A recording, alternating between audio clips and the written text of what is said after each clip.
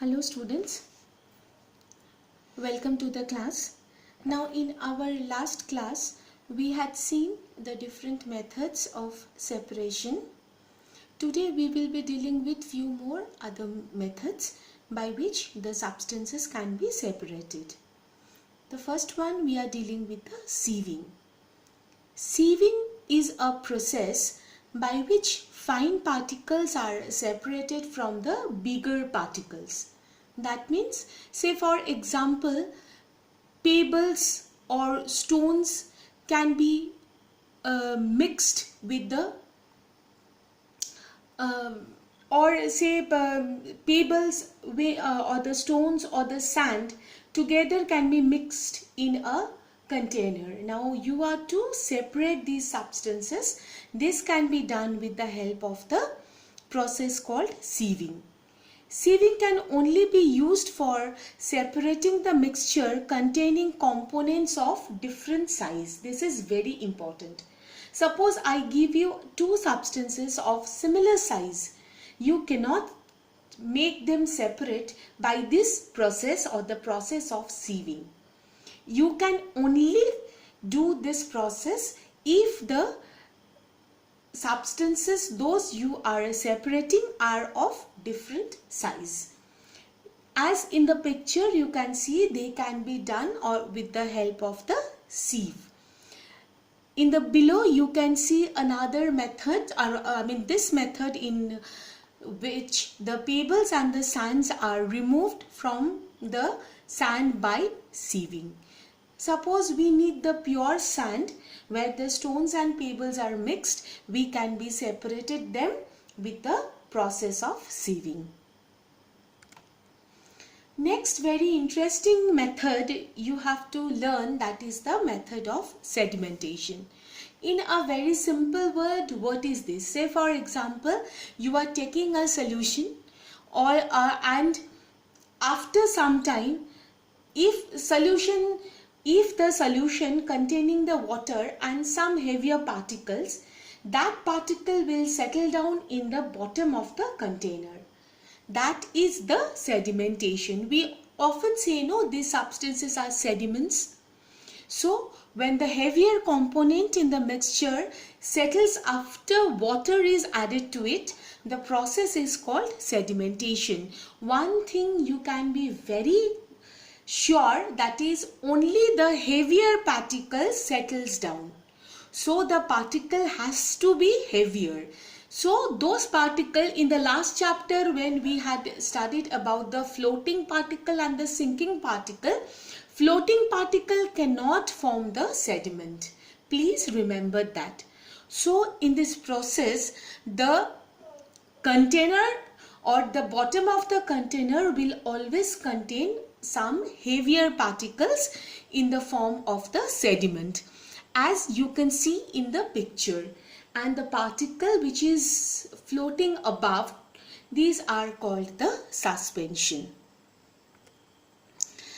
Along with the sedimentation, we can discuss the process of decantation. It is to be very simple. What is that? Suppose you had taken a mixture. As I had said before, the heavier particles are settling at the bottom in the form of the sediment.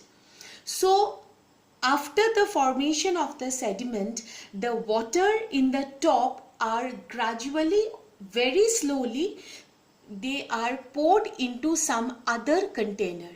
This process is called the decantation.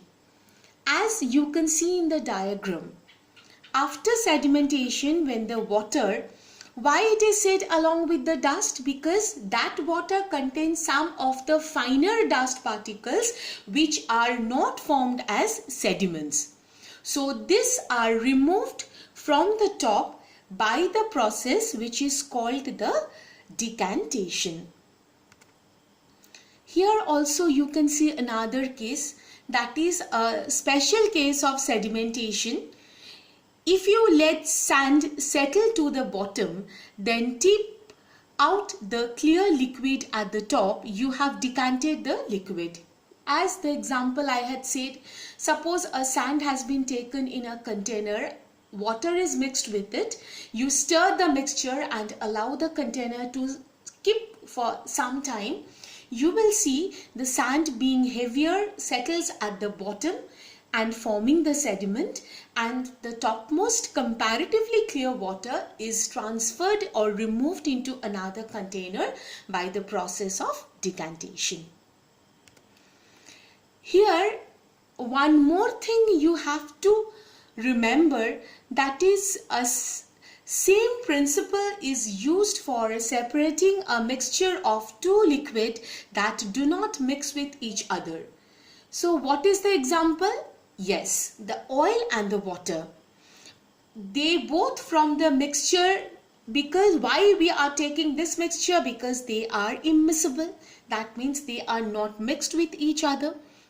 Now, in a mixture of such, liquid is allowed to stand for some time.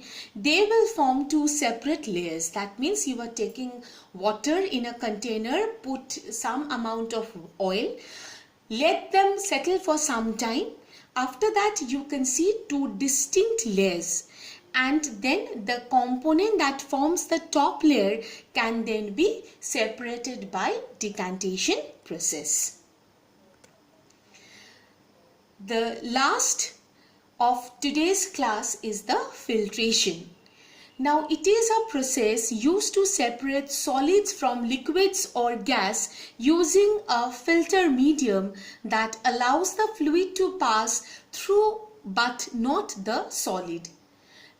In the picture you can see a funnel is there, glass funnel, along with a white paper is attached. This is called the filter paper.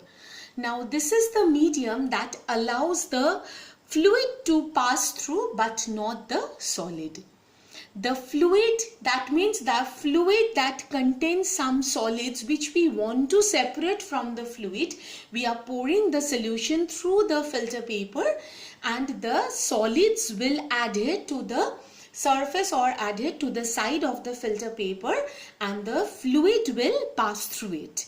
And this fluid which is passing through the funnel or the filter paper is called the filtrate. Now, it is a scientific experiment is being shown here. A very common example what you can see is preparation of the tea is one of the common examples of filtration. That is, again, in the water you are mixing with the tea leaves, and allowing that mixture to stay for some time, and then the liquid that is being prepared or the tea that contains the tea leaves. Now, with the tea leaves we cannot drink the tea, so we are using a strainer here. Strainer is acting as a medium. The liquid is passing through it, or the fluid that is passing through the strainer to the cup, and on the strainer we get the tea leaves. So this is the practical examples what I am citing you as an example of filtration. So hopefully in today's class you had understood all these processes which is used to separate the substances. Thank you.